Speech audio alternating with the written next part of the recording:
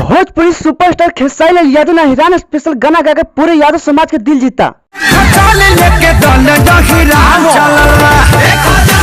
अगर दोस्तों आपने भोजपुरी में सबसे ज्यादा यादव समाज से प्यार और आशीर्वाद मिला तो टुनटुन यादव और खेसारी लाल यादव है।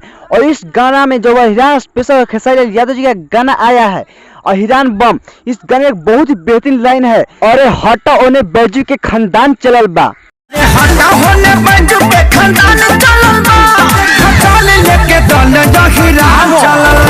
दोस्तों यही कारण है कि खेसारी लाल यादव के यादव समाज से सबसे ज्यादा सपोर्ट मिलता है।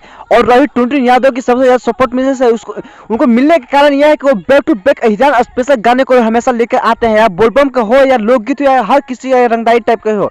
इसी के कारण टुनटुन यादव सबसे ज्यादा हिरान समाज अभी सपोर्ट कर रहे हैं। तो दोस्तों मेरी जानकारी कैसे लगी आप लोग अपना कमेंट बॉक्स में राय जरूर दें, और मेरे चैनल पर नए तो सब्सक्राइब, लाइक और शेयर करना भूलें। मिलते हैं नेक्स्ट वीडियो में, आज के लिए इतना ही। हर हर महादेव, जय शिव।